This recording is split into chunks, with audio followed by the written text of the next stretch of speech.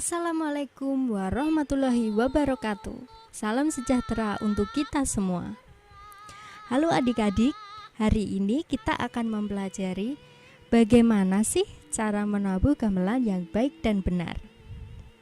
Nah, sebelum memasuki ke bagaimana cara menabuh gamelan yang baik dan benar, kalian harus tahu dulu nih, apa saja sih instrumen gamelan itu?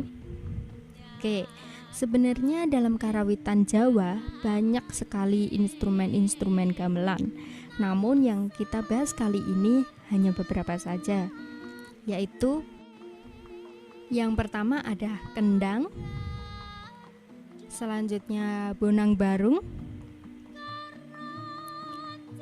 lalu ada bonang penerus. Nah, bonang penerus ini nadanya lebih tinggi 1 oktav dibanding bonang barung. Setelah itu ada selentem, selanjutnya ada demung, selanjutnya lagi ada saron, setelah itu saron penerus, ketuk kempiang, kenong, kempul dan gong. Nah, kita akan mempelajari satu-satu bagaimana sih cara menabuh yang baik dan benar. Yang pertama dimulai dari kendang. Untuk membunyikan nada tak, yaitu dengan cara merapatkan tangan seperti ini.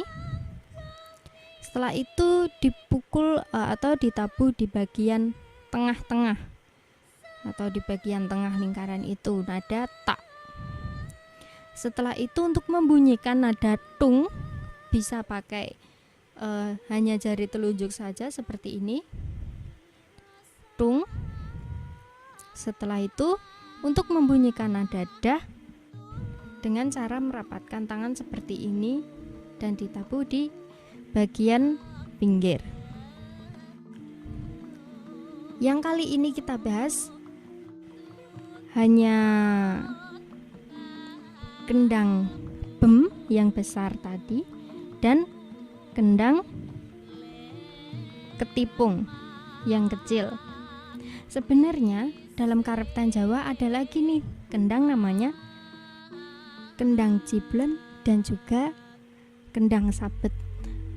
Tapi biasanya mereka digunakan, kendang-kendang tersebut digunakan dalam keperluan tertentu. Contoh seperti kendang sabet. Biasanya kendang sabet ini untuk mengiringi pertunjukan wayang. Bisa dilihat videonya berikut ya untuk cara menabuhnya.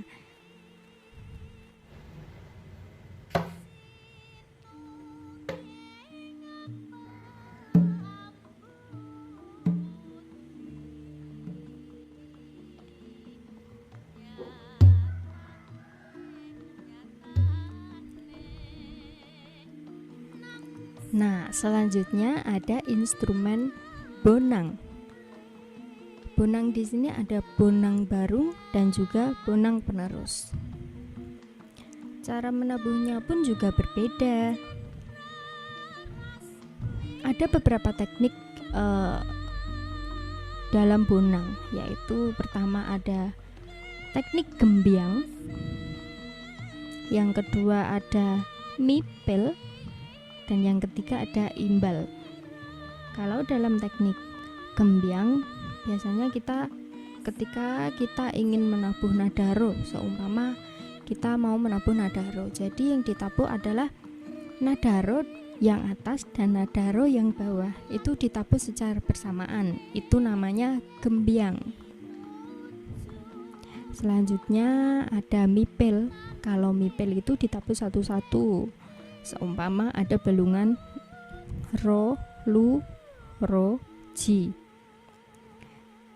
Ya udah ditabuh satu-satu, ro, lu, ro, ji. Itu namanya mipel. Jadi ditabuh satu-satu. Setelah itu ada imbal. Ketika ada teknik imbal, biasanya teknik imbal ini dipakai kalau kendangnya pakai kendang ciblon. saya akan memberikan contoh menabuh bonang barung dan juga benang penerus berikut ini.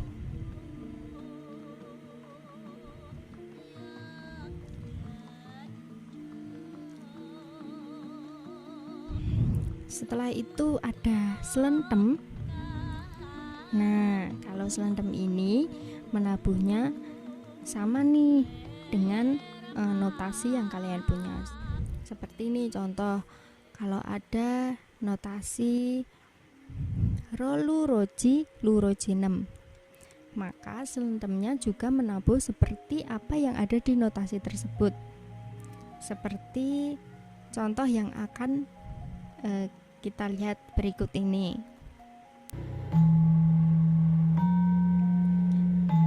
Nah, untuk menabuh selentem atau instrumen selentem, demung, saron itu semuanya sama. Jadi setelah kita menabuh, contoh ada balungan itu tadi ro lu roji. Setelah kita menabuh nada ro, lalu pindah ke nada lu. Jadi bersamaan dengan menabuh nada lu, tangan kita yang satu untuk mitet memberhentikan nada yang ro. Jadi nanti tidak terkesan tidak gemerumbung atau berisik seperti itu. Nah, yang selanjutnya ada demung dan juga saron. Demung dan saron ini juga sama teknik menabuhnya seperti selentem. Nah, yang berbeda di sini adalah tabuhan saron penerus. Saron penerus nadanya lebih tinggi 1 oktav dibanding saron barung. Nah, cara menabuhnya pun berbeda. Contoh di sini ada balungan ro lu roji 6. Maka saron penerus menabuhnya adalah double atau 2 kali. Kalau saron barung menabuh ro, saron penerus menabuh ro. Jadi 2 kali. Setelah itu ada ketuk kempiang.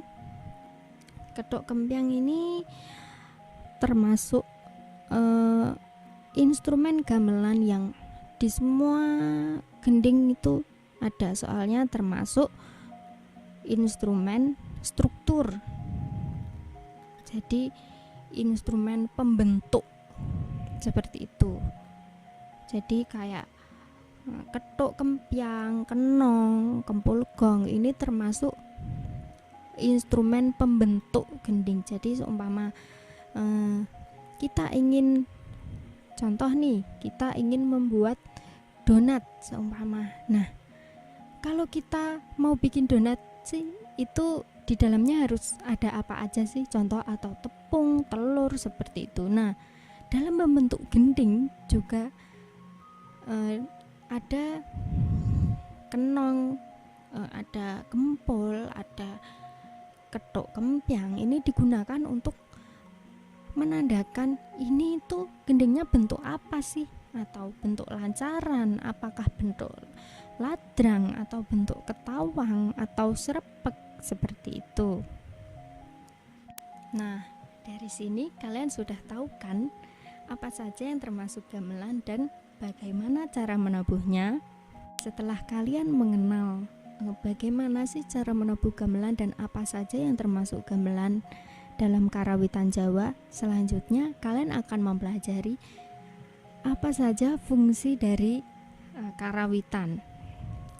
Nah, yang pertama, karawitan bisa untuk sebagai iringan tari. Jadi untuk mengiringi tari, seumpama tari kelinci atau tari apapun, itu mereka semua membutuhkan gamelan. Dan yang kedua, untuk iringan wayang. Nah, Di sini kendang sabet yang tadi bermain, dan semua teknik-teknik bisa digunakan. Setelah itu untuk fungsi ketoprak seperti yang mungkin yang kalian lakukan sekarang ini. Jadi untuk mengiringi apapun bisa.